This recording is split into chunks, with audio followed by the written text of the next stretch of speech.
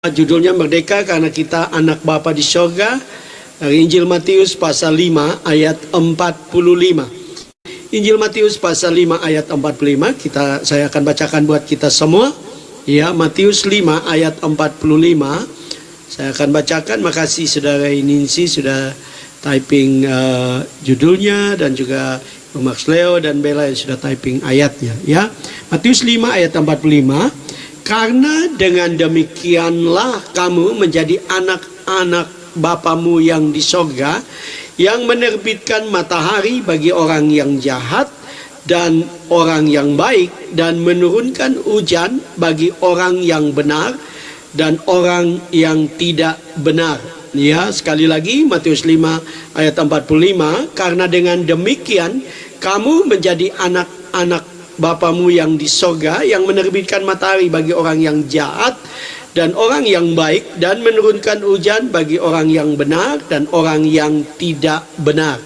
Nah, Bapak Ibu saudara-saudara yang kekasih dalam Tuhan Yesus, kalau kita belajar Alkitab dari Perjanjian Lama, kita mengenal Allah dengan berbagai-bagai sebutan, ya, di dalam bahasa Ibrani seperti El Shaddai yang mempunyai arti Allah yang maha kuasa. Kemudian ada El Barak, Allah yang maha besar. Ada Yehova Jireh, Allah yang menyediakan. Kemudian ada Yehova Nisi, ya, Allah panji-panji kemenangan. Kemudian ada Yehova Rafa yang artinya Allah yang menyembuhkan, ya.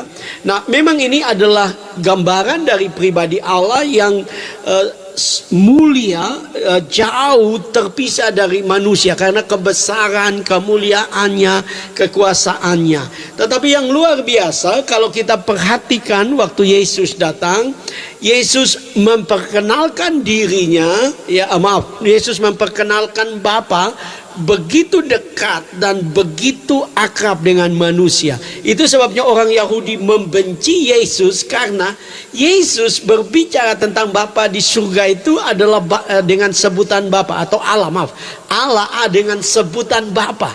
Dan orang Yahudi merasa ini adalah satu perendahan atau satu pernyataan yang merendahkan Allah. Tetapi kita bersyukur setelah kita menjadi Kristen, kita mengenal Allah sebagai Bapa kita yang paling baik, Bapa di sorga yang sangat peduli, Bapa di sorga yang mengasihi saya dan saudara, Bapa di sorga yang merancangkan yang terbaik bagi saya dan saudara, ya. Dan kalau saudara meneliti juga Mazmur, sebenarnya Daud sudah mengenal Allah sebagai Bapanya, ya. Sekalipun itu masih Perjanjian Lama, tapi itu luar biasa karena Daud begitu intim dengan Allah, begitu dekat dengan Allah, sehingga dia mengenal Allah sebagai Bapa. Bahkan Yesaya, di dalam Yesaya 9 ayat yang ke-6, ya, Yesus sudah memperkenalkan dirinya adalah Allah Bapa yang kelihatan, ya. Kalau saudara perhatikan Yesaya 9 ayat 6, sebab seorang anak telah lahir untuk kita, seorang putra telah diberikan untuk kita, lambang pemberitaan ada di atas bahunya, dan namanya disebutkan orang penasehat ajaib, Allah yang perkasa, Bapa yang kekal, Raja damai. Artinya ini bukan sesuatu yang baru, saudara-saudara, untuk Yesus memperkenalkan Allah sebagai Bapa kepada kita, karena dia adalah wujud Allah, wujud Bapa yang kelihatan, yang kita bisa lihat. Nah, ini adalah Bapa yang terbaik bagi saya dan saudara. Karena itu, saudara-saudara, kalau kita merenungkan firman Tuhan atau ayat yang tadi kita baca Matius 5 ayat 45, Yesus mengajar kita untuk kita mengampuni musuh kita, kita mendoakan mereka, dan Yesus menyebut itu bahwa karena dengan demikian kamu menjadi anak-anak Bapamu yang di sorga. Ini adalah satu pernyataan bahwa betapa luar biasanya kalau kita sebagai orang percaya, kita sebagai orang Kristen hidup benar, menyadari posisi kita sebagai anak-anak Bapa di surga, dan mulai bersikap dengan benar. Saya mau katakan, maka engkau akan melihat kasih Bapa yang luar biasa.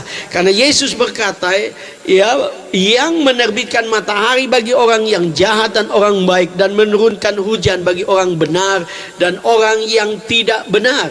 Jadi saya dan saudara, kalau kita memiliki pengenalan akan Bapa di surga yang benar, dan kita hidup sebagai anak-anak Bapa di surga dengan sikap hidup yang benar, saya dan saudara akan menjadi orang-orang yang akan menikmati berkat-berkat Tuhan.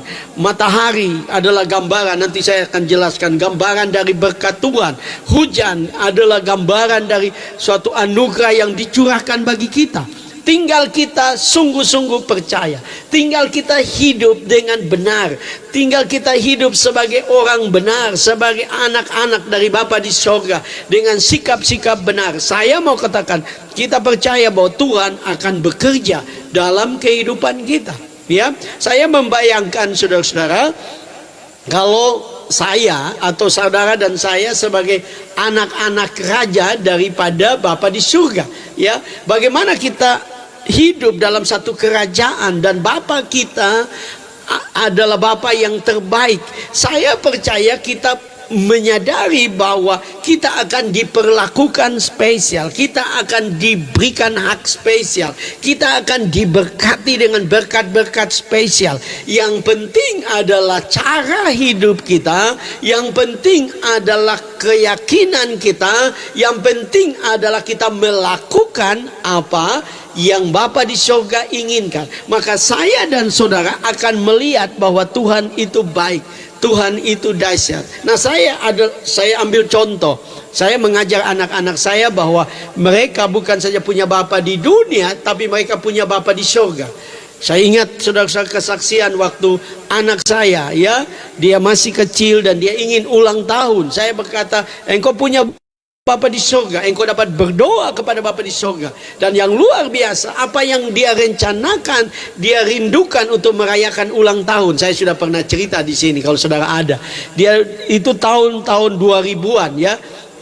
McDonald baru dibuka di Malang, dan dia mau untuk merayakan karena teman-temannya merayakan, teman sekolahnya merayakan ulang tahun di McDonald, dan itu biayanya seingat saya sekitar 1 juta lebih, dan dia mau merayakan di sana. Dan saya berkata, Bapa di dunia tidak bisa menolong, karena waktu itu saya baru keluar dari pengungsian, ada di Malang. Saya punya gaji kecil saudara-saudara, saya ingat sekitar 800, ya, gaji saya 850.000, dan untuk kebutuhan saja kami sudah begitu terbatas. Tiap minggu kami atau tiap hari kami melihat, berharap kepada mujizat Tuhan, dan dia ingin merayakan ulang tahunnya di McDonald.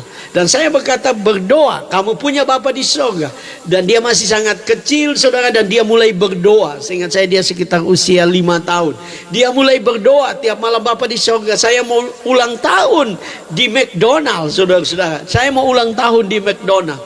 Dan saudara tahu, dalam beberapa hari kemudian teman saya datang dari Jakarta, seorang hamba Tuhan yang dipakai Tuhan di Jakarta, diberkati.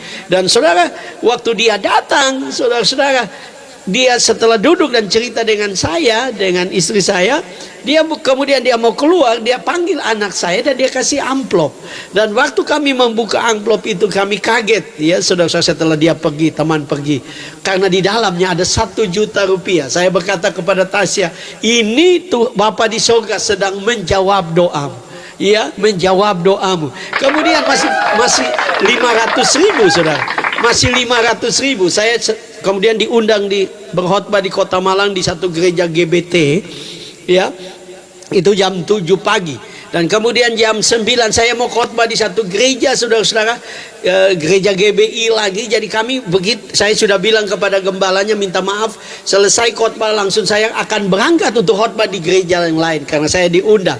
Jadi selesai khotbah mendoakan orang saudara-saudara, kemudian saya keluar. Nah, teman saya, dia staff di situ, dia kejar saya dan dia pegang tangan anak saya dan dia bilang, ini ada berkat buat Tasya. Dan saudara tahu, waktu kami pergi, buka amplopnya ada 500.000, 1,5 juta untuk ulang tahun di McDonald, ya. Nah, saya ingat saudara-saudara, luar biasa. Malam itu saudara-saudara, dia berdoa. Kami bilang berdoa mengucap syukur karena Tuhan sudah siapkan 1,5 juta buat engkau ulang tahun. Dan dia berdoa, dia berlutut dan dia menangis dan dia berkata, Bapa di surga, terima kasih buat berkat-Mu. Nah saudara, ya, kita sebagai orang percaya harusnya kita sadar bahwa kita punya Bapa di surga yang terbaik, yang mengasihi kita, yang merancangkan yang terbaik buat saya dan saudara. Karena itu mari kita belajar untuk terus datang kepada Bapa di surga. Kita memiliki hidup yang benar dan kita yakin kita adalah milik Bapa di surga. Nah, ada dua hal yang kita bisa belajar dari kebenaran firman Tuhan malam ini. Yang pertama, merdeka karena kita adalah anak Bapa di surga karena kita menjadi kepunyaan Bapa yang spesial. Ya, di sini dikatakan Matius 5 ayat 45 bagian A dikatakan karena dengan demikian kamu menjadi anak-anak Bapamu yang di surga. Sekali lagi ini ada ayat sebelumnya yaitu mengampuni dan berdoa bagi musuh. Dan Yesus berbicara tentang kita ini adalah anak-anak Bapa yang di surga, Bapa yang terbaik, Bapa yang luar biasa, Bapa yang sangat mengasihi kita.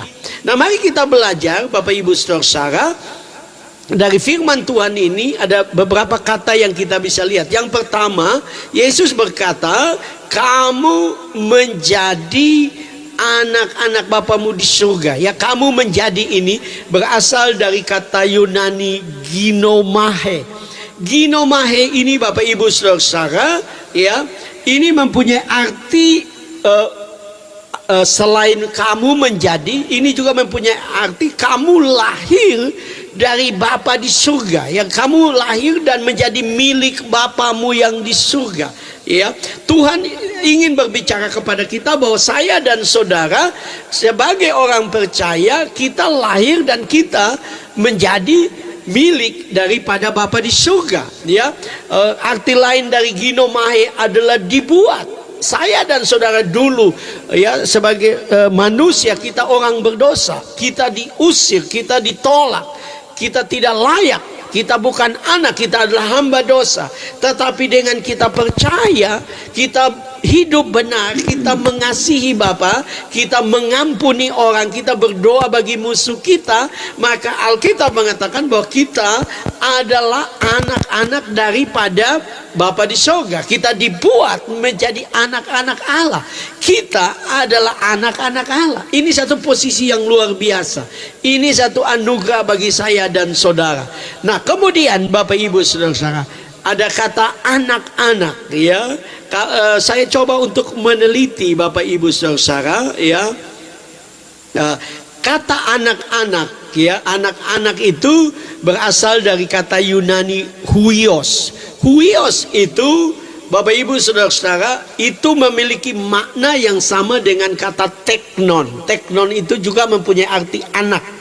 Tetapi yang luar biasa, huios itu ini menjadi gambaran dari satu keturunan secara jasmani. Ini luar biasa karena sekalipun kita mungkin lahir dari satu keluarga, tapi secara jasmani juga kita dia jelaskan begini, kita adalah keturunan atau putra putri dari Abraham oleh karena iman. Wow, ya, kita bukan orang Israel, tapi waktu kita menjadi percaya kepada Bapa, kita hidup sesuai dengan kehendak Bapa, kita adalah putra putri Abraham.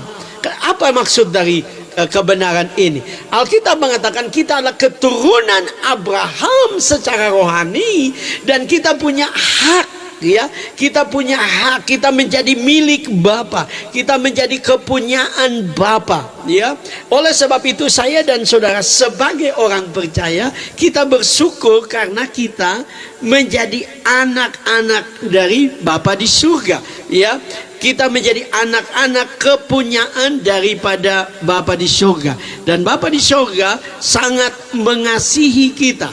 Paulus berkata di dalam Roma 8 ayat 17, Roma 8 ayat 17, Paulus berkata begini, dan jika kita adalah anak, maka kita juga adalah ahli waris. Maksudnya orang-orang yang berhak menerima janji-janji Allah. Kita sampai di situ saja.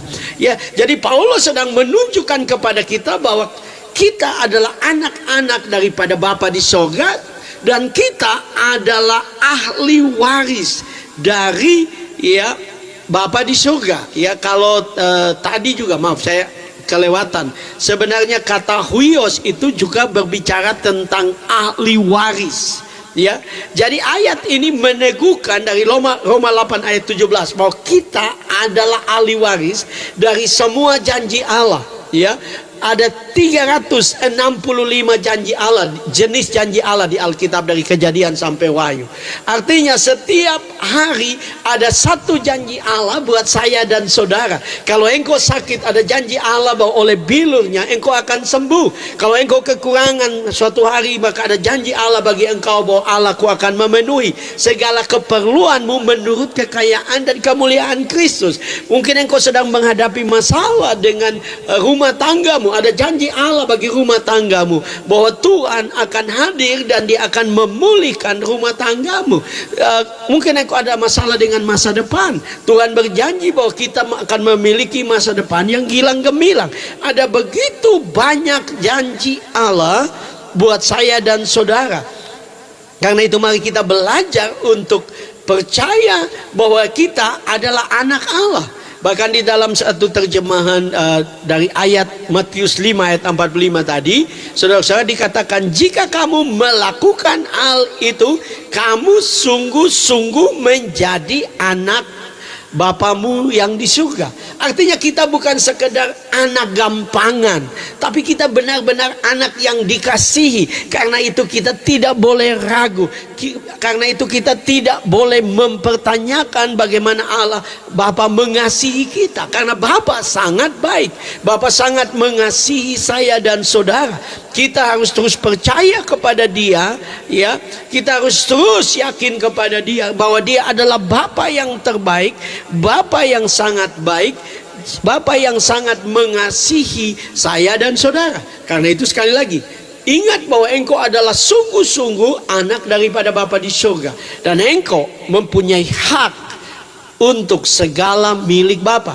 Kalau saudara ingat anak terhilang, anak bungsu waktu dia balik, dan Bapa berkata kepada anak sulung yang marah kepada anak bungsu, Bapa di surga berkata bahwa apa yang menjadi milik Bapa adalah milik kamu. Ya, apa yang menjadi milik Bapa adalah milik kamu. Artinya Bapa punya segala sesuatu. Alkitab mengatakan Bapa punya emas dan perak, Bapa punya kekayaan bangsa-bangsa. Kalau saya dan saudara sungguh-sungguh hidup sesuai dengan apa yang Bapa mau, hidup sesuai dengan kehendak Bapa, maka saya dan saudara harus yakin bahwa Bapa di surga pasti akan memberkati kita. Bapa di surga pasti akan menolong saya dan saudara, karena kita adalah anak-anaknya. Yang penting adalah kita hidup sesuai dengan status kita sebagai anak, yaitu kita mengasihi orang, bahkan mengasihi musuh kita.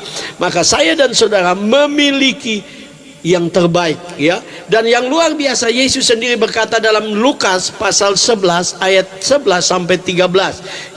Lukas pasal 11 ayat 11 sampai 13. Yesus berkata begini, Bapa manakah di antara kamu jika anaknya minta ikan daripadanya akan memberikan ular kepada anaknya itu ganti ikan?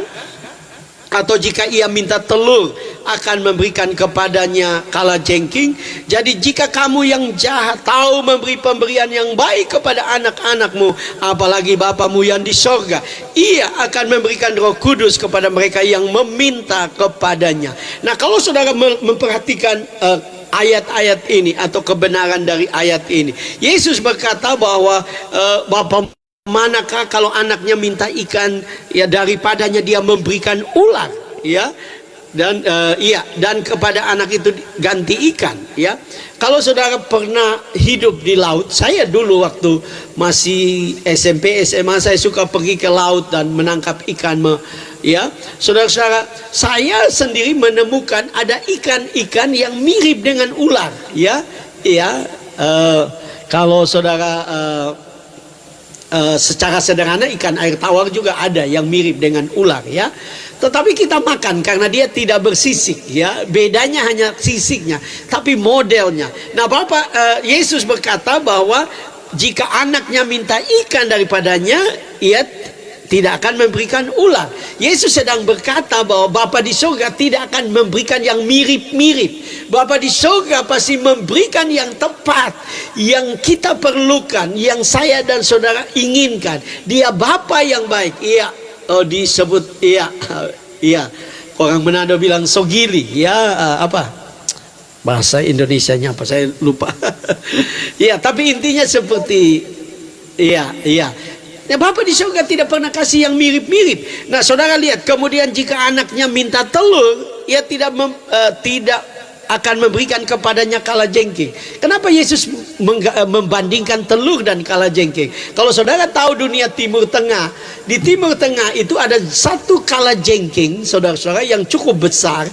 Kalau kalajengking itu menutup dirinya seperti begini, dia tutup dirinya, tutup badannya, dia mirip telur. Yesus berkata bahwa Bapa di surga tidak akan memberikan,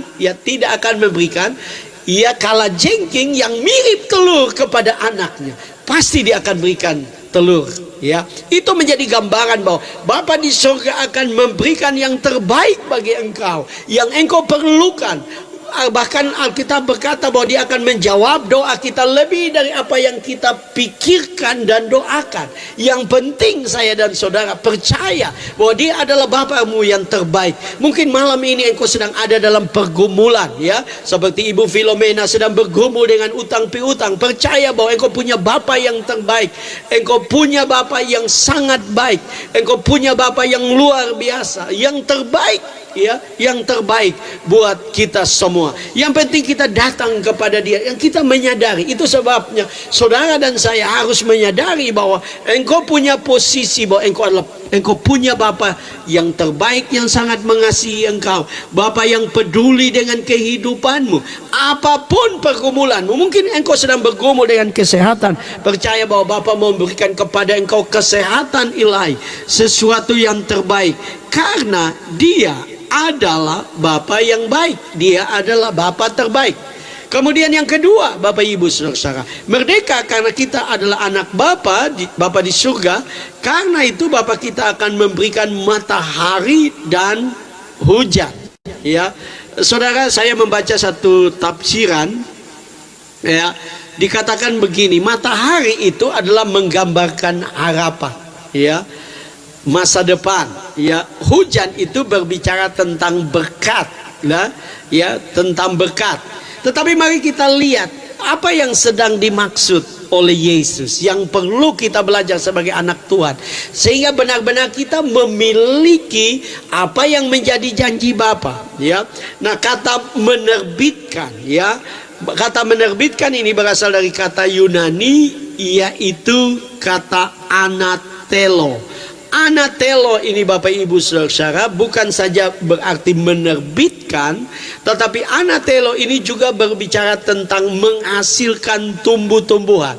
Nah, kita harus sadar bahwa ini Yesus sedang bicara pada zaman itu. Orang hidup dari tumbuh-tumbuhan, orang hidup dari dunia pertanian, ya. Orang hidup dari kondisi seperti itu, ya, hidup dari tumbuh-tumbuhan. Nah, di sini dikatakan saudara-saudara bahwa Tuhan yang menghasilkan tumbuh-tumbuhan. Ini berbicara tentang berkat yang Tuhan berikan, ya. Tuhan berikan kepada saya dan saudara. Dan saya dan saudara perhatikan di sini. Ini penting, ya. Kenapa saya senang untuk berbicara dari kebenaran ini? Karena di sini dikatakan Bapamu yang di surga menerbitkan matahari bagi orang yang jahat dan orang baik, dan menurunkan hujan bagi orang benar dan orang tidak benar. Ini adalah satu gambaran bahwa Bapa di surga ingin memberkati kita. Dia menyediakan matahari buat kita, dia memberikan hujan bagi kita. Tetapi harus engkau sadar bahwa ini adalah berkat yang diberikan oleh Bapa buat saya dan saudara. Tapi saya dan saudara harus berusaha untuk mendapatkan, ya. Maaf. Kalau saudara belajar tentang janji Allah, itu ada dua jenis janji Allah. Yang pertama adalah janji keselamatan. Janji keselamatan itu tanpa syarat. Hanya percaya Yesus kita selamat. Ya, itu janji keselamatan. Tetapi janji berkat itu punya syarat, ya, punya syarat. Kalau saudara ikuti live saya sampai malam, sampai kita rungkat, saudara akan dengar saya doa berkat, ya. Nah, saya berdoa berkat itu saya berbicara tentang berdoa bahwa Tuhan akan memberkati engkau berlimpah-limpah, Tuhan akan mengangkat engkau menjadi kepala bukan ekor, dan engkau akan bertambah naik dan tidak turun asal engkau mendengarkan perintah Tuhan. Nah, saudara, syaratnya adalah kita mendengarkan perintah Tuhan. Maka saya dan saudara akan diberkati Tuhan. Maka saya dan saudara akan diangkat oleh Tuhan. Maka saya dan saudara akan melihat perbuatan-perbuatan Tuhan yang dahsyat. Kenapa? Karena berkat itu diberikan, berkat-berkat jasmani itu, berkat-berkat promosi itu diberikan secara umum, baik bagi orang benar maupun orang fasik, bagi orang percaya maupun orang tidak percaya. Yang perlu kita lakukan adalah kita melakukan bagian kita. Itu sebabnya saudara lihat, ya, kalau saudara perhatikan, saya dulu ya dengan istri pernah menjadi agen asuransi Allianz, ya. Istri saya pernah mendapatkan bonus pergi ke Singapura, pergi ke Korea dan juga pergi ke Malaysia, ya. Dia berhasil, ya. Jadi dia dapatkan bonus. Waktu kami ikut acara, saudara-saudara, kami melihat saudara-saudara kita dari Muslim, ya, mereka sukses, mereka memiliki penghasilan yang puluhan bahkan ratusan juta, saudara-saudara, ya. Waktu kami lihat itu, kami coba merenungkan sebagai hamba Tuhan, karena saya dengan istri hamba Tuhan. Luar biasa, mereka tidak percaya Yesus, tapi mereka juga diberkati. Kenapa? Karena mereka berusaha, mereka berjuang, mereka melakukan apa yang menjadi tugas mereka. Karena untuk berkat jasmani itu Bapa tidak membedakan. Dia menerbitkan matahari bagi orang jahat maupun orang baik. Dia menurunkan hujan bagi orang benar dan orang tidak benar. Nah, kalau saya dan saudara mau diberkati, kita tidak boleh menjadi orang percaya yang hanya menunggu mujizat. Ada bagian yang harus kita kerjakan. Ada hal-hal yang Tuhan mau supaya saya dan saudara lakukan. Apa? Saudara dan saya harus bekerja, saudara dan saya harus berusaha. Mungkin kalau engkau ingin berkat lebih, engkau harus minta Tuhan berikan saya ide, kreativitas untuk saya mengembangkan hidup saya, mengembangkan usaha saya. Kenapa? Karena kalau engkau berusaha, berkat itu, berkat jasmani itu bersyarat. Engkau harus berusaha, engkau harus melakukan bagian. Jadi, saudara, kalau ingat khotbah saya tentang Ishak, Tuhan menyuruh dia untuk tinggal di daerah Filistin. Waktu itu belum hujan, waktu itu belum turun hujan, masih ada kekeringan, ya. Dan Ishak bukan petani, dia seorang pengembala kambing domba. Tetapi waktu dia tinggal di sana, Alkitab mengatakan dia menabur, baru dia menuai 100 kali lipat. Saya berani mengatakan bahwa kalau Ishak tidak menabur, dia tidak pernah menuai. Nah, ini perlu saya dan saudara sebagai orang percaya. Kalau saudara dan saya mau diberkati, kita harus kerja. Ya, kita harus melakukan bagian kita, ya. Mungkin saudara lihat, oh, Pak Pendeta Frans seperti ini, lihat di VT saya mungkin. Saya mau katakan, saya juga bekerja. Bukan saja saya melayani, bukan saja saya sibuk dengan TikTok, ya, siang malam TikTok, saudara. Saya ada yang saya harus kerjakan. Saya harus berusaha. Kami pendeta, tapi kami sadar ada prinsip untuk mau diberkati secara jasmani. Kami harus bekerja, kami harus berusaha, kami harus mencari jalan. Mungkin ada bisnis kecil-kecilan kami lakukan, ya. Kenapa? Karena itu bagian kita. Seringkali kita mengeluh tidak memiliki uang, bukan karena Tuhan tidak mau berkati, tapi kita tidak melakukan bagian kita. Tadi saya sudah bilang, itu sebabnya saudara lihat orang-orang yang beragama lain, kenapa mereka sukses, kenapa mereka berhasil? Karena mereka berusaha. Mereka berusaha, mereka melakukan bagiannya, ya. Saudara, saya melihat, ini saya cerita saudara-saudara pengalaman saya dulu di Ambon, waktu saya melayani di sana. Kalau saudara pernah tinggal di Ambon itu ada namanya Pasar Mahardika. Itu jalan-jalan itu di lorong-lorong antara ruko-ruko itu orang berdagang, dan saya menemukan saudara-saudara orang berjualan aksesoris dengan kios yang ya mungkin setengah meter kali 1 meter, tapi mereka kelihatan sekali memakai barang emas di tangan mereka. Saudara, karena mereka berusaha, mereka berjuang, ya. Karena itu mari kita melakukan bagian kita. Dan saya mau katakan kepada saudara, kalau saudara melakukan bagian, engkau adalah anak daripada Bapa di surga, engkau pasti diberkati Tuhan. Engkau akan melihat berkat-berkat dicurahkan. Kenapa? Karena Bapamu yang di surga, dia menerbitkan matahari. Bukan saja dia menerbitkan matahari, tapi dia akan mencurahkan anugerah, berkat-berkat bagi kita yang berusaha. Karena itu kita harus berusaha. Karena itu kita harus melakukan tugas kita, ya. Karena saya percaya waktu kita melakukan tugas kita, Tuhan memberkati, ya. Mungkin kita hanya kerja kecil, tapi Tuhan akan memberkati kita. Karena itu tugas kita, ya. Karena itu mari saudara dan saya sebagai anak-anak Bapa di surga yang dikasihi, anak-anak yang spesial, saudara harus melakukan bagian saudara, ya. Saudara jangan hanya berdoa, jangan hanya melayani Tuhan. Ya, maksud saya di sini, kecuali kalau saudara punya jemaat sudah besar. Ya, saya bukan gembala dari gereja besar. Jadi saya harus berusaha, saya harus bekerja, saya harus mencari jalan untuk kehidupan saya diberkati. Kenapa? Karena kalau saudara tidak bekerja, bagaimana Tuhan dapat memberkati engkau? Karena berkat itu bersyarat. Berkat itu bersyarat. Kita melakukan bagian kita. Tuhan sendiri yang akan melakukan bagian Tuhan. Tuhan sendiri yang akan mengerjakan hal-hal yang besar. Karena Bapa kita adalah Bapa yang terbaik. Tapi kalau kita malas, itu sebabnya, ya, nanti satu waktu saya akan khotbah itu, saudara. Ya, Alkitab dengan jelas mengatakan bahwa tangan yang malas, ya, tangan yang tangan yang lamban itu mendatangkan kemiskinan. Tangan yang rajin mendatangkan berkat. Artinya saya dan saudara punya tugas untuk melakukan sesuatu. Mungkin itu sederhana, tapi kalau engkau hidup bergantung kepada Tuhan, engkau akan lihat sesuatu yang dahsyat, sesuatu yang luar biasa, sesuatu yang diberkati oleh Tuhan. Ya, saya ingat Pendeta Kris Manusama, Bapak Ibu Saudara, pernah bersaksi dalam khotbahnya bahwa dia punya jemaat, ya, dia punya jemaat di Ambon itu hanya menjual makanan, ya, makanan yang sederhana, saudara-saudara. Tetapi karena jemaat itu begitu sungguh-sungguh kepada Tuhan, takut akan Tuhan, berharap kepada Tuhan, mengandalkan berkat daripada Bapa di surga, usahanya itu diberkati Tuhan. Pendeta Kris Manusama berkata bahwa makanan itu bukan saja makanan yang biasa, tapi rasanya rasa surga. Rasanya rasa yang diberkati oleh Tuhan. Kenapa? Karena Tuhan memberkati orang yang berusaha. Tuhan memberkati orang yang melakukan bagiannya. Karena itu mari kita harus bekerja. Bahkan Paulus dengan jelas berbicara cukup keras.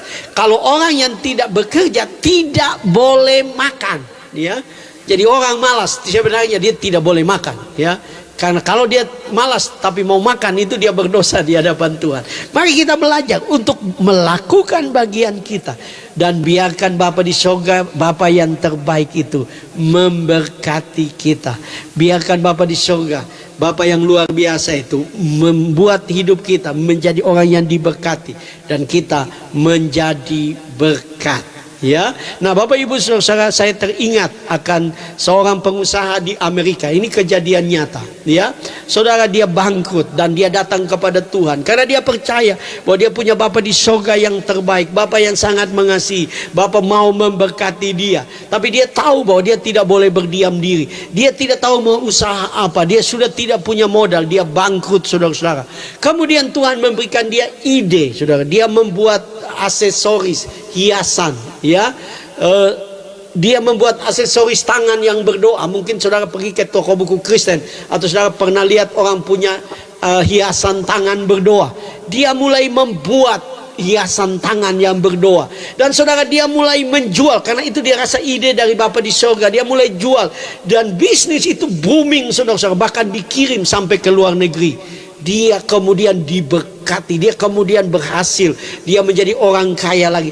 Cuman bisnisnya kecil, membuat aksesoris tangan yang berdoa. Kenapa? Karena kalau engkau percaya Bapamu di surga adalah Bapa yang terbaik, dan engkau melakukan bagianmu, saya mau katakan Bapa di surga akan memberkati engkau berlimpah-limpah, dan engkau akan menjadi orang yang diberkati oleh Tuhan. Dia sangat mengasihi saya dan saudara, ya. Karena dia punya, benar Bella, Tuhan punya, Bapa di surga punya 1000 cara untuk menolong anak-anaknya. Dia punya 1000 cara untuk mengangkat kita, mempromosikan kita. Tapi kita harus melakukan bagian kita.